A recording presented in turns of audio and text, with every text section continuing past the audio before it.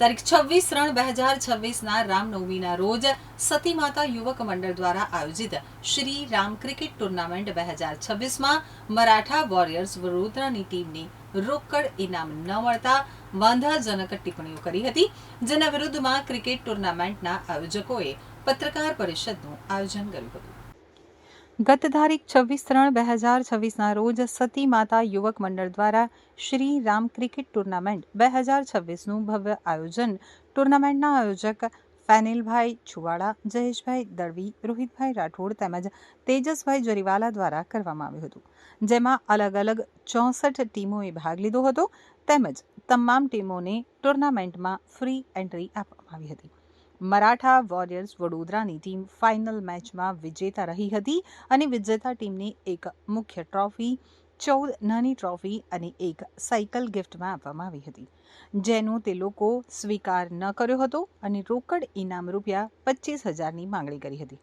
પરંતુ વિજેતા team Maratha warriors વડોદરાએ મેચમાં ડ્રેસ કોડ વારંવાર બદલી નાખવા, દરેક મેચમાં અલગ અલગ ખેલાડીને રમાડવા અને મેચના નિયમોનું ઉલ્લંઘન કરતા આયોજકો દ્વારા રોકડ ઇનામ રૂપિયા 25,000ની જગ્યાએ બાકીની ટ્રોફી અને સાયકલ આપી, જે વિજેતા ટીમે આ તમામ ઇનામોનો બહિષ્કાર કર્યો હતો અને હવે વિજેતા ટીમ મરાઠા વોરિયર્સ વડોદરાએ શ્રીરામ ક્રિકેટ ટુર્નામેન્ટના આયોજક ફેનિલભાઈ છુવાડા વિરુદ્ધ અપમાનજનક ટિપ્પણીઓ કરી અને વિડીયો વાયરલ કર્યો હતો, તેમજ ભગવાન શ્રીરામનું પણ અપમાન કર્યું હતું, જેના વિરુદ્ધમાં ક્રિકેટ ટુર્નામેન્ટના આયોજક ફેનિલ છુવાડા અને અન્ય મેચના આયોજકો દ્વારા ગતરોજ પત્રકાર પરિષદનું આયોજન કરવામાં આવ્યું હતું અને જણાવવામાં આવ્યું હતું કે જો વિજેતા ટીમ આ અપમાનજનક કૃત્ય બદલ માફી નહીં માંગે તો તેમની સામે યોગ્ય કાયદાકીય પગલાં લેવામાં આવશે.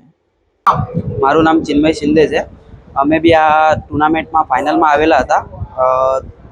ટુર્નામેન્ટમાં ટર્મ્સ એન્ડ કન્ડિશન હતી જે બરોડાવાલાએ ફોલો કરી નથી, એટલે એ લોકોને રોકડ ઇનામ આપવામાં આવેલું નથી ને આ ટુર્નામેન્ટમાં એન્ટ્રી એકદમ ફ્રી રાખવામાં આવેલી હતી. વિજેતા ટીમને કેશ ઇનામ હતું, પણ જે ટર્મ્સ એન્ડ કન્ડિશન ફોલો કરે એ જ ટીમને રાખવામાં આવેલું હતું. બરોડાવાલાએ એ ફોલો કર્યો નથી, તેથી એ લોકોને રોકડ ને ટ્રોફી ને ઇનામ એ તો બધા જ ખેલાડીઓને મળ્યા છે, જે best batsman, best bowler, best man of the match આવ્યા વિજેતા ટીમને, ને જે ટીમ ફાઇનલમાં આવી એને પણ ટ્રોફી મળેલી છે. મારું નામ ફેનિલ હેમંતભાઈ છુવાડા છે. સતી માતા યુવક મંડળ દ્વારા શ્રી રામ કપનું આયોજન કરીએ છીએ અમે છેલ્લા 7 વર્ષથી, ને કોઈ વિરોધ થતો છે નહીં ને તદ્દન અમે એન્ટ્રી ફી ફ્રીમાં રમાડીએ છીએ, કોઈની પાસે પણ ચાર્જ લેતા નથી. આ વખતે શું વિવાદ? આ વખતમાં વિવાદમાં એવું છે કે વડોદરા વોરિયર્સની એક ટીમ છે, એ લોકોએ મરાઠા વોરિયર્સ વિજેતા ટીમ થયેલી છે ને ટફ એન્ડ કન્ડિશનનું પાલન એ લોકોએ અમારું કર્યું નથી.